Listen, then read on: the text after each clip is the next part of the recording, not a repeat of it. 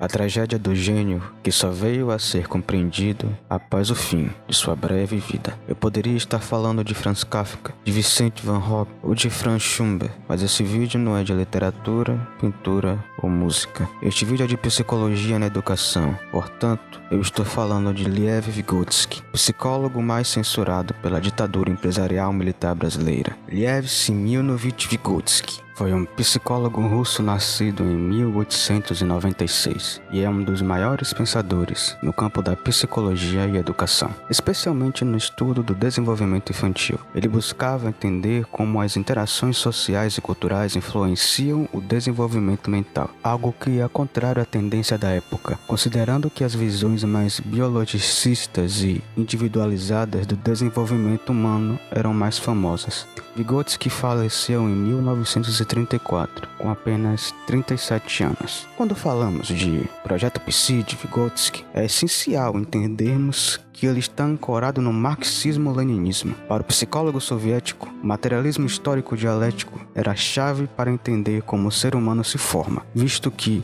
Vygotsky argumentava que o desenvolvimento psicológico se dá em constante interação com o ambiente social e histórico. O que isso significa? Isso significa que nossas mentes, nossas habilidades, não são inatas no sentido absoluto, mas sim formadas e transformadas pelas condições materiais e culturais em que vivemos. Vygotsky via a mente humana como algo condicionado pelas práticas sociais e pela cultura. A palavra-chave aqui é condicionado, não mecanicamente determinado, como muitos críticos do marxismo vivem a difundir. Mas veremos isso em mais detalhes quando formos falar de ideologia. Ele usava o conceito de mediação para explicar como as interações humanas e a cultura influenciavam nosso pensamento e nossas emoções.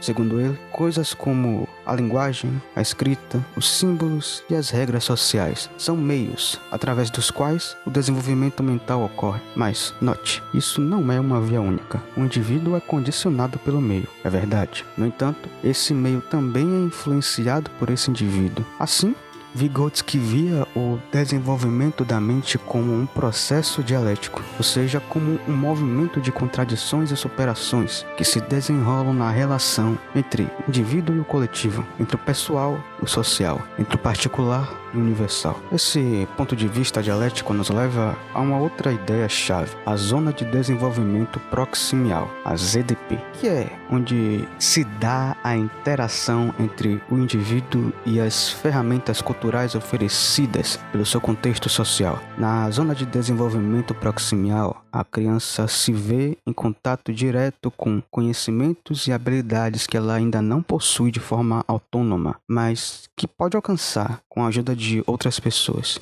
Esse é um conceito central na sua teoria, pois mostra que, para Vygotsky, o aprendizado precede o desenvolvimento.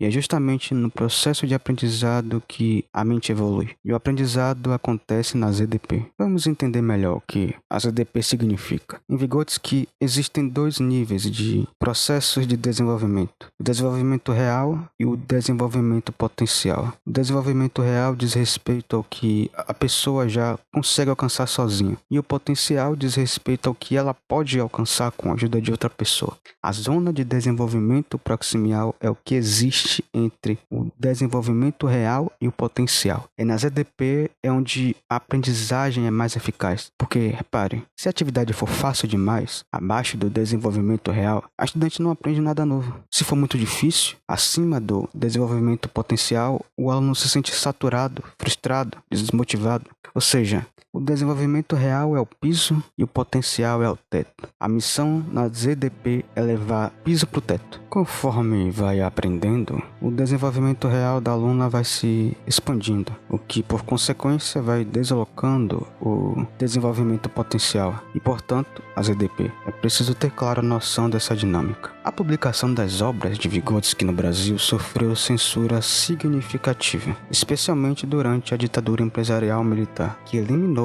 referências ao marxismo-leninismo e ao materialismo histórico dialético de suas traduções, ou seja, eliminou os fundamentos do edifício vygotskiano. O que acontece quando se elimina os pilares de sustentação de um prédio, com explosivos, por exemplo?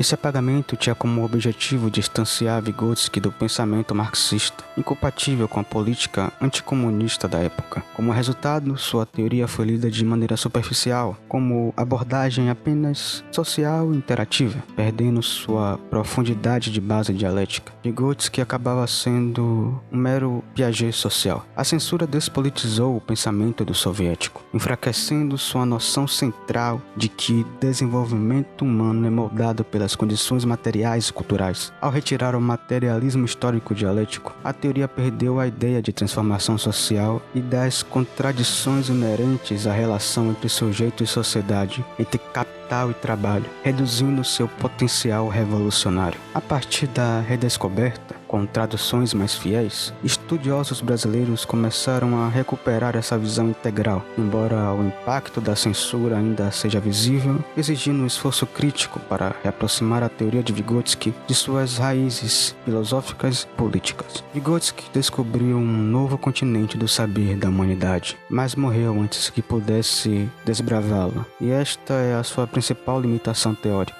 a de não ter tido tempo de vida suficiente para nos mostrar melhor sua enorme descoberta. Vygotsky foi vítima da tuberculose, que não tinha tratamento efetivo em 1934, ano de sua morte. Em seu caderno privado podemos ver suas últimas palavras escritas. Este é o meu último trabalho que realizei em psicologia, e, como Moisés, morrerei no cume, tendo vislumbrado a terra prometida, mas sem pisar nela. Adeus, queridas criações. O resto é silêncio.